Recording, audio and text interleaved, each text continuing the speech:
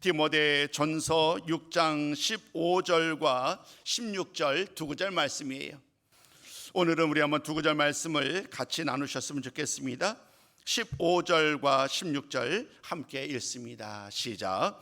기약이 이르면 하나님이 그의 나타나심을 보이시리니 하나님은 복되시고 유일하신 주권자이시며 만왕의 왕이시며 만주의 주시여 오직 그에게만 죽지 아니함이 있고 가까이 가지 못할 빛에 거하시며 어떤 사람도 보지 못하였고 또 볼 수 없는 이시니 그에게 존귀와 영광한 권능을 돌릴지어다. 아멘. 할렐루야. 사는 성도 여러분, 오늘도 귀한 날, 복된 날, 여러분들을 한 분 한 분 뵙게 되어서 얼마나 기쁘고 감사한지요. 벌써 8월의 넷째 주일입니다. 처사가 지났지만 올해는 좀 특별하지요. 여전히 무더운 날씨가 계속되고 있어요. 무더위 때문에 힘들고 또 아침과 저녁으로 또 낮에는 기온차가 많이 나지요. 또 그러다 보니까 또 여러 가지 몸이 좋지 않아서 또 고생하신 분들도 소식을 전하여 듣습니다. 그런 과정을 지내는 동안에 오늘도 우리를 네 번째 주일을 맞이하여 오늘 함께 예배를 드리고 있습니다. 오늘 말씀의 제목은 기약이 이르면, 기약이 이르면, 기약, 때가 되면이라는 의미겠지요. 때가 되면 일어날 일들, 때가 되면 있게 될 그 일들에 대한 이야기를 여러분과 좀 나누고 싶어요. 오늘은 그 말씀을 직접 들어가기에 앞서서 동역이라는 말의 의미를 좀 여러분과 좀 나누고 싶었습니다. 어려운 말씀 아니고 이미 다 알고 있겠지만 동역에 대한 의미를 잠깐 소개하는 것으로 말씀을 시작하려고 합니다. 화면에 한번 이렇게 준비해 봤습니다. 동자, 같을 동자지요. 역자가 힘쓸 역, 혹은 역할 역자가 되겠지요. 그래서 그 의미는 이와 같습니다. 같은 목적을 가지고 함께 일하고 힘쓰는 것. 이 동역의 한자를 한번 더 붙여보자고요. 동역자. 이 동역자는 이러한 의미가 되겠지요. 우리 한번 그 마지막에 있는 동역자는 같이 한번 읽어보기 원합니다. 함께 읽어봅니다. 시작. 동일한 목적과 동기를 가지고 함께 힘써 일하는 사람. 동역과 동역자의 의미는 참으로 중요하죠. 만약에 우리들이 어떤 일을 하는데 그 모든 일을 혼자 한다고 해봐요. 아무리 능력이 많다고 할지라도 홀로 그 모든 일들을 다 감당할 수는 없을 거예요. 근데 만약에 어떤 일을 하는데 동역자가 있다, 동역하는 사람이 있다고 한다면 아마도 그 사람은 훨씬 더 자신의 주어진 일들을 더 기쁨으로 감당할 수 있지 않을까. 동역과 동역자의 의미를 우리 교회에 적용해 보면 이와 같습니다. 단순히 동역한다는 것을 그냥 함께 일을 한다라는 의미를 넘어서는 의미를 포함합니다. 그 목적이 중요한 거예요. 과연 우리들이 함께 동역하는데 무엇을 위하여 함께 하느냐. 교회 안에서 동역의 의미는 오직 하나님의 일을 위하여 함께 수고하며 애쓰는 사람들이 바로 이 동역자가 아닐까 싶습니다. 하나님의 일을 위하여 내가 바쁘고 내가 힘들고 내가 여전히 어렵지만 그러나 주님의 일을 위해서라면 내가 나의 시간도 나의 물질도 나의 몸도 아끼지 않겠다는 거예요. 이러한 동역자가 함께하는 교회, 이런 동역자가 많은 교회는 진정으로 하나님이 기뻐하시는 교회예요. 모든 성도들이 행복한 교회가 아닐까요? 가장 최근의 예를 한번 들어볼게요.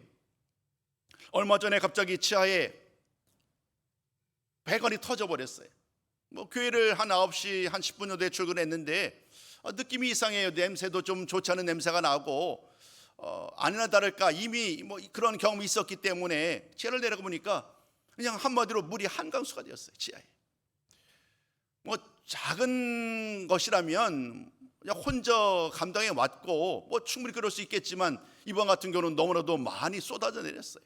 그래서 부득이하게 카톡을 올렸지요. 시간 되시는 분들 좀 와서 함께 도와주십시오. 그랬더니 많은 분들이 바쁜 중에서도 그냥 그 모든 것을 잠깐 내버려두고 즉각적으로 교회로 오셨어요. 그분들이 도와주셔서 교회를 빨리 깨끗하게 원래대로 돌아볼 수 있었지요. 이것이 동역이 아닐까 싶어요. 혼자 할 수 없는 일을 많은 사람이 함께함으로 말미암아서 그 모든 일을 감당하는 일들. 교회를 돌아보면 수많은 동역자들이 있습니다. 알게 모르게 교회를 들어보면 언제나 교회가 깨끗하게 정리정돈되어 있습니다. 지저분한 일들이 깨끗하고요, 바닥에 떨어졌던 수많은 일들이, 수많은 많은 여러분 버릴 것들이 한순간에 깨끗이 정리되어 있습니다. 누군가가 매일매일 그 눈에 보여진 게 된 거지요. 그것을 짚습니다. 혹은 어떤 분들은 또 여러 가지 도구를 가지고 청소를 합니다. 이런 많은 일들은 바로 이 동역의 모습이겠지요. 교회를 사랑하니까 그 모든 모습이 결코 그냥 둘 수 없는 거예요. 아무리 더워도 그 모든 일 돌아보는 이러한 모든 모습이야말로 이 동역자의 모습이 아닐까. 수많은 동역자와 함께하는 그 교회가 얼마나 아름다운지를 다시 한번 깨닫게 되는 시간입니다. 오늘 제가 여러분들에게 이 동역 혹은 동역자에 대한 말씀을 전했던 이유가 있습니다. 이 동역에 대해서 가장 자주 이 동역의 말을 사용했던 사람이 바로 사도 바울이에요. 그는 이렇게 말을 합니다. 모든 성도들이야말로 하나님의 동역자입니다. 여러분 모두는 하나님의 동역자입니다라고 하면서 모든 성도들을 나와 함께하는 동역자라고 말을 합니다. 그러나 그의 말씀을 돌아보면, 13권에 기록된 그의 말씀을 돌아보면 유독 두드러지는 동역자가 있습니다. 그가 바로 누구냐면 디모데. 사도 바울은 디모데를 이렇게 부릅니다. 나의 제자라고요, 동역자라고요. 많은 사람들에게도 제자요 동역자라고 부르지만 디모데를 향한 바울의 말 가운데 좀 특별한 것이 뭐냐 하면 그를 향해서 이렇게 말을 합니다. 디모데는 믿음의 아들이다. 디모데는 사랑하는 나의 아들이다 라고 말을 하면서 믿음 안에서 난 그 아들이 바로 디모데라고 사도 바울은 자주 강조합니다. 빌립보서 말씀을 보면 사도 바울이 디모데를 얼마나 특별하게 여겼는지에 대해서 우리는 말씀을 통하여 깨닫게 됩니다. 2장 19절부터 22절이에요. 그 말씀을 요약하면 이러한 내용입니다. 바울은 디모데를 향해서 이렇게 말합니다. 디모데는 나와 같은 마음으로 한 마음과 한 뜻으로 교회를 위하여 일하는 사람입니다.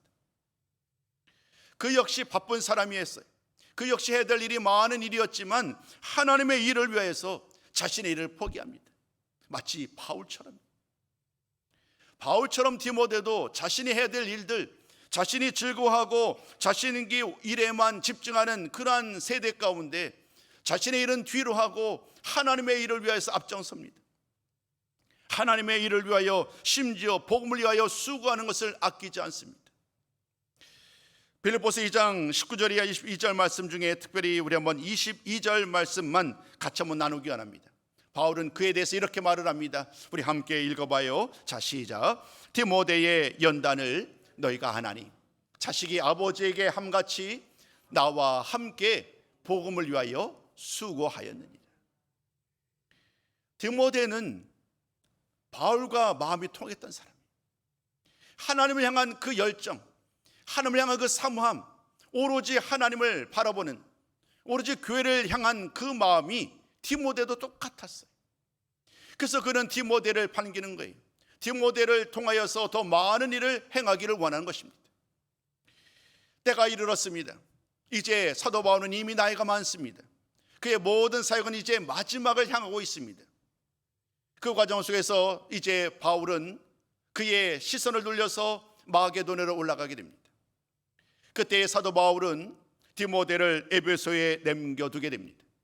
디모데 남겨두면서 이제 이 에베소 교회를 돌아보라는 거예요. 이제까지는 사도 바울이 이 모든 것을 돌아다니면서 교회를 세우고 또 교회를 든든히 감당하는 이 모든 역할을 감당해 왔다고 한다면 이제부터는 디모데가 그 일을 감당하기를 원하는 거예요. 특별히 사도 바울은 에베소 교회, 이 에베소 교회에서 이 귀한 사역을 감당하기를 원하여서 이 편지를 쓰게 됩니다. 그것이 바로 디모데 전서와 후서이지요.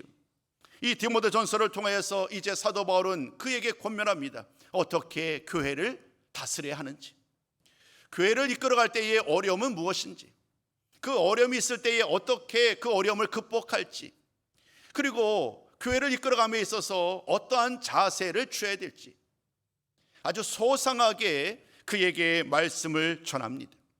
그 내용들을 우리는 디모데 전서를 통하여 만나게 되지요. 그 다양한 목회자로서의 또 하나님의 사람으로서의 일들을 쭉 언급한 다음에 맨 마지막 6장은 하나님의 사람으로서의 자격에 대한 이야기, 가장 기본이 되는 이야기로 돌아갑니다. 하나님의 사람으로 우리는 어떻게 해야 되는가? 하나님의 사람으로 우리는 어떻게 하나님을 섬겨야 되는가? 디모데는 오늘날로 얘기하면 목사, 목회자라고 할 수 있겠지요. 그러나 오늘 사도 바울은 단순히 디모데라는 이 한 사람에게만 전하는 것이 아니라 그곳에 있는 많은 성도들, 에베소에 있는 많은 성도들에게 동일한 말씀으로 권면합니다. 우리 모두는 하나님의 사람이라는, 그러므로 하나님의 사람이기에 하나님의 사람답게 우리 서로 섬기면서 우리의 교회를 든든히 세워가자라고 디모데를 향하여 또 에베소 교회 모든 성도들을 향하여 당부를 하고 있습니다. 오늘은 그 말씀을 11장부터 권면의 말씀이 이어집니다마는 15절과 16절 하나님에 대한 말씀에 좀 집중하려고 그래요. 그래서 좀 앞부분의 이야기를 좀 더 간략하게 설명을 드리고 오늘 15절과 16절 말씀의 의미를 여러분과 좀 나누려고 합니다. 사도 바울은 11절 이하 12절 말씀을 통하여 이 하나님의 사람들이 힘쓸 일이 무엇인가, 더 정확하게 말하자면 피할 것이 무엇이고 또 따를 것이 무엇인지를 설명합니다. 그 말씀은 이 세 가지로 요약할 수 있습니다. 여러분 화면을 좀 준비해 주실까요? 화면을 보시면 이 세 가지, 피하고 또 힘쓸 일이 무엇인지를 이와 같이 말씀하신 바 있습니다. 우리 한번 세 가지 명령을 함께 나누었으면 좋겠어요. 함께 읽습니다. 시작. 돈을 피하고 의와 경건, 믿음과 사랑, 인내와 온유를 따르라. 둘째, 믿음의 선한 싸움을 싸우라. 셋째, 영생을 취하라. 하나님의 사람된 디모데, 하나님의 사람된 에베소 교회 성도들에게, 그리고 하나님의 사람된 우리 모든 성도들에게 주시는 명령 역시 동일합니다. 11절 이하의 앞부분을 보면 이 돈을 사랑하는 것이 얼마나 위험한지, 세상을 사랑하는 것이 얼마나 위험한지에 대한 이야기를 먼저 이야기를 합니다.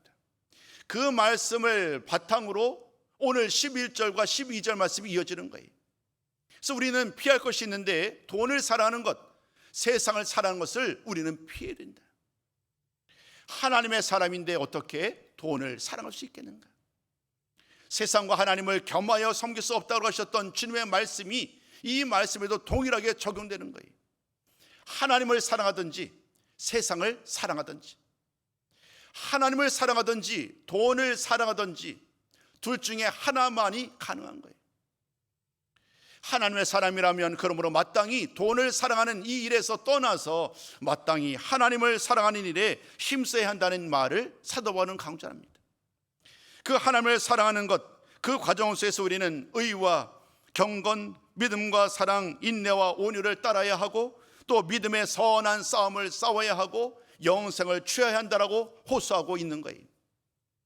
그러나 이어지는 13절과 14절 말씀을 보면 이 말씀이, 이 권면이 단순한 호소를 넘어섭니다. 그냥 따라도 되고 또 따르지 않아도 될, 해도 되고 하지 않아도 될 그런 말이 아님을 오늘 13절과 14절 말씀은 우리에게 분명히 보여줍니다. 이것은 아주 강력한 명령이라는 거예요. 결코 뒤로 바꿀 수 없는, 그 무엇과도 바꿀 수 없는 영원한 명령. 오늘 사도 바울은 그 강력한 명령을 표현하기 위해서 뭐라고 얘기하냐면 이 말씀은 하나님과 그리스도 예수 앞에서 내가 이 명령을 내리고 있다. 그러니까 하나님께서 나에게 주신 말씀이라는 거예요. 우리 주님께서 나에게 하신 말씀이라는 거예요. 그래서 오늘 내가 교회 성도들을 향하여 하나님의 사람들에게 전하는 이 말씀은 반드시 하나님의 사람이라고 한다면 이 일을 따라 살아가야 함을 분명하게 전합니다. 14절의 맨 마지막은 그러면 이 일을 언제까지 감당할 것인가? 우리가 하나님의 선하심을 따라 믿음의 선한 싸움을 싸우고 영생을 취하는 이러한 일들은 우리가 언제까지 감당할 것인가에 대해서 사도 바울은 한 가지 우리에게 또 다른 말씀으로 우리에게 귀한 답을 제공하고 있지요. 우리 한번 오늘 14절 말씀은 같이 한번 나눴으면 좋겠어요. 함께 읽어봅니다. 자, 시작. 우리 주 예수 그리스도께서 나타나실 때까지 흠도 없고 책망받을 것도 없이 이 명령을 지키라. 언제까지요? 주님 오시는 그날까지. 우리 주 예수 그리스도께서 나타나실 때까지 우리 모두는 오늘 주셨던 이 명령, 하나님 아버지 앞에 선을 행하고 악을 버리고 선을 행하는 일, 믿음의 선한 싸움을 싸우는 일, 영생을 취하는 일을 계속 감당함으로 말미암아 하나님 아버지 앞에, 주님 앞에 흠도 없고 책망받을 것도 없는 그런 선한 존재로 나아가야 된다는 거예요. 오늘 사랑하는 성도 여러분, 이 말씀이 오늘 우리에게 얼마나 놀라운 말씀으로 다가오고 있는지요. 하루하루의 삶을 살아가는 동안에 너무 분주한 과정 속에서 우리 오늘 이 하나님의 이 엄중한 명령을 잊고 살지는 않았는지요. 8월의 후반부, 8월 네 번째 주일을 맞이하여 이제 9월을 준비하면서 이 말씀을 여러분과 좀 나누고 싶었어요. 8월은 무더위 속에서 참으로 우리 마음을 간수하기가 쉽지 않지요. 몸도 피곤하고 또 당연스럽게 영적으로도 하나님과의 관계가 힘든 시기가 8월입니다. 몸도 힘들고 또 휴가로 인하여서 우리의 마음이 온전히 하나님께 집중하기가 쉽지만은 않지요. 그러나 이제 8월의 네 번째 주일, 또 8월의 다섯 번째 주일을 남겨두고 다시 한번 하나님께 집중하고 싶었어요. 그러한 기대와 소망을 가지고 말씀을 준비하였고 오늘 여러분에게 이 말씀을 전하고 있습니다. 주님 다시 오실 그날까지 우리가 힘쓸 일이 무엇인가? 다시 한번 오늘 사도 바울의 권면을 늘 귀 기울이시고 오늘도 일평생 주님 오시는 그날까지 악한 일을 버리고 선한 일에 힘쓰며 믿음의 선한 싸움을 싸우고 영원한 생명을 붙드는 복된 성도의 삶을 살기를 다시 한번 주님의 이름으로 축복합니다. 이제 오늘 이 말씀의 바탕 위에 사도 바울은 오늘 15절과 16절 말씀을 이어가는 거예요. 근데 오늘 이 말씀은 좀 우리에게 좀 이상합니다. 좀 일반적이지 않습니다.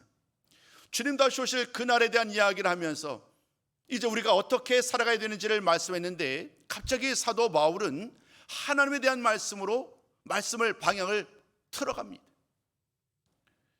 왜 하나님에 대한 말씀을 사도 바울은 전하고 있을까? 우리는 그 이유를 먼저 알아야 되겠지요. 그럴 때에 오늘 왜 사도 바울이 하나님에 대한 말씀을 그들에게 강조하고 있는가, 그 이유를 깨닫게 되기 때문에 한 번 더 그 말씀을 이어갔습니다. 주님은 이 세상에 다시 오실 거예요. 사도행전 1장에 보신 것처럼 주님은 많은 사람이 본 그대로 다시 오실 것입니다. 그런데 예수님은 뭐라고 말씀하셨느냐 하면 그날과 그때는 오직 아버지만 아신다고 말합니다. 주님께서는 때가 되면 이 세상에 오시겠지만 그때 우리 주님께서 다시 오실 그 모든 것을 주관하신 분은 여호와 하나님이신 거예요. 그랬더니 오늘 사도 바울은 이제 그 시선을 하나님께로 돌리는 거예요. 때가 되면 우리 주님이 다시 오실 것인데 그 주님의 오심을 오로지 하나님만이 알고 계시기에 그 하나님이 어떤 분인지 우리가 함께 나눌 때에 하나님께서 행하실 그 놀라운 일들, 주님을 다시 이 세상에 오게 하시는 그 놀라운 일들을 하나님을 통해 행하실 그날을 바라보자는 거예요. 그래서 사도 바울은 오늘 15절과 16절 말씀을 통하여 하나님을 우리에게 다시 한번 소개하고 있습니다. 이 시간 우리 그 하나님을 다시 한번 나누기 원합니다. 하나님은 과연 어떤 분이신가? 하나님은 과연 어떤 일을 행하시는가? 그리고 그 하나님을 향하여 우리 모든 성도들은, 하나님의 사람들은 어떤 일로 하나님 앞에 나아가야 되는가? 오늘 말씀은 이 질문에 대한 답을 여러분께 좀 나누려고 합니다. 첫 번째 말씀을 나누고자 합니다. 첫 번째, 기약이 이르면 하나님께서 주님의 나타남심을 보이신다는 거예요. 좀 말 표현이 좀 어려운가요? 말씀의 내용을 그대로 인용해 보니까 조금 말씀이 어려운 것 같네요. 기약이 이르면, 하나님의 때가 되면, 하나님께서 정하신 때가 되면 하나님께서 예수님을 이 세상에 보내실 것이고 모든 사람이 그 예수님을 만나게 된다는 거예요.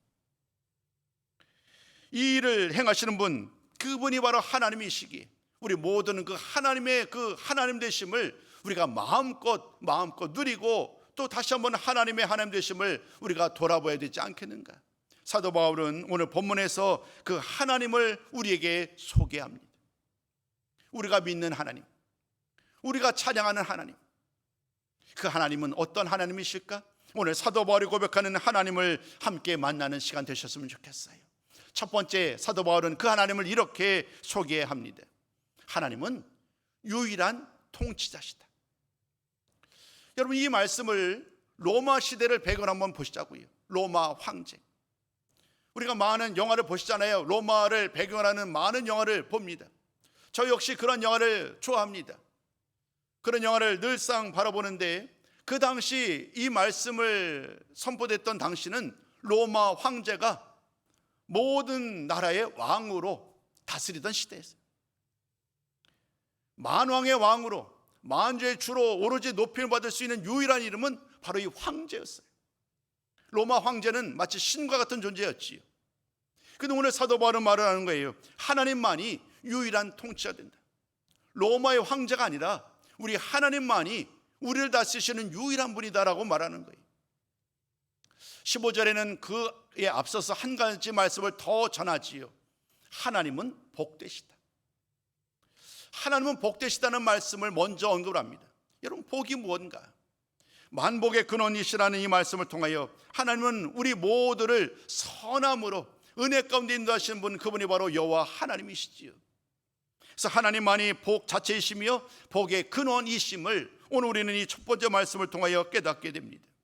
동시에 하나님이 유일한 통치다라는 이 말씀을 통하여서 우리는 다시 한번 수많은 사람들이 두려워하고 수많은 사람들이 머리를 조아리는 이 로마의 황제가 아닌 우리의 하나님만이 유일한 하나님이심을 오늘도 고백하며 우리의 만왕의 왕이요 만주의 주가 되시는 여호와 하나님만을 높여 찬양해야 될 것을 강조합니다. 이제 방송실은 좀 저를 좀 띄워주시기 바랍니다. 사는 성도 여러분, 이 말씀을 통해서 하나님만이 유일하게 찬양받으시고 영광 받으실 분이심을 분명하게 보여주셨습니다. 두 번째, 사도 바울은 계속해서 하나님에 대해서 이렇게 강조를 합니다. 하나님은 어떤 분일까요? 우리 두 번째 말씀도 같이 한번 나누기 원합니다. 하나님은 영원한 분이다라고 말을 합니다. 하나님만이 영원한 분이다. 이 말은 다른 말로 얘기하면 세세 그 무엇도 영원하지 않은 거예요. 여러분, 이 영원에 살고자 했던 이 중국의 진시황 여러분 아시죠? 그가 영원히 살고자 나름대로 막 모든 것을 다 찾아 헤맸지만 그러나 그의 삶 역시 영원하지 않아요. 세상에 아무리 아름다운 것더라도, 아무리 권세가 정말 하늘을 찌른다고 할지라도 그 무엇도 영원할 수 없습니다. 그러나 오직 하나님만의 영원하심을 오늘 사도 바울은 말씀을 근거하여 그들에게 다시 한번 강조하는 거예요. 우리 오늘 이 말씀은 한 구절 좀 함께 나눴으면 좋겠어요. 시편 90편 2절 말씀인데요, 오늘 시편 90편 말씀은 이렇게 얘기를 합니다. 우리 함께 같이 한번 읽어보겠습니다. 자, 시작. 산이 생기기 전, 땅과 세계도 주께서 조성하시기 전, 곧 영원부터 영원까지 주는 하나님이시다. 영원부터 영원까지, 알파와 오메가, 우리가 늘 고백하시는 그 하나님, 알파와 오메가 되시는 여호와 하나님, 처음부터 끝까지 모든 시간을 넘어서서 모든 것을 주관하시고 다스리신 분이 바로 여호와 하나님이시요 그 여호와 하나님만이 영원한 분이시다라고 오늘 사도 바울은 선포하고 있습니다. 그뿐만 아닙니다. 세 번째, 하나님에 대해서 이렇게 말합니다. 하나님은 빛에 거하시는 분이시다. 빛에 거하시는 분이다라는 말로 다시 한번 얘기를 하면, 사도 요한의 얘기를 얘기하자면 하나님이 빛이시라는 거예요. 어둠은 찾아볼 수 없는 분, 어둠은 죄악을 상징해요. 어둠은 불의를 말해요. 그러나 하나님께는 그 어떤 죄악도 불의함도 없는 완전하신 분이고 신실하신 분, 그분이 바로 여호와 하나님이시다. 하나님이 빛이 거하신다는 이 말씀을 통하여 하나님은 죄인인 인간과는 완전히 다르신 분, 그분이 바로 여호와 하나님이시고 온전히 거룩하신 분, 완전하신 분, 그분이 바로 하나님이시다라고 사도 바울은 선포하는 거예요. 하나님에 대한 설명은 계속 이어집니다. 네 번째로 그는 이렇게 말합니다. 하나님은 보이지 않으시는 분이시다. 여러분, 하나님이 보이지 않는 분이다라는 이 말씀은 우리와는 완전히 다른 분이죠. 하나님은 영이세요. 하나님은 영이란 말이에요. 우리의 인간의 몸은 아무리 강건해도 70이요 80, 요즘이야 이제 많이 살아서 이제 100세 이상도 많은 주변 분들이 삽니다만은 여전히 우리들의 삶은 제한될 수밖에 없지요. 오늘 하나님이 보이지 않는 분이다라는 이 말씀을 통하여서 인간의 시야, 인간의 경험, 인간의 이해, 인간의 능력과는 완전히 구별되는 무한한 능력을 가지신 분, 그분이 바로 여호와 하나님이심을 이야기하고 있습니다. 사는 성도 여러분, 이제 한번 말씀을 엮어보도록 하겠습니다. 11절부터 12절까지 말씀은 하나님의 사람으로서 디모데와 에베소 교회 성도들에게 그들이 힘쓸 일이 무엇인지를 강조한 바 있습니다. 악한 것을 버리고 선한 것을 힘쓰라. 믿음의 선한 싸움을 싸우라. 영생을 취하라.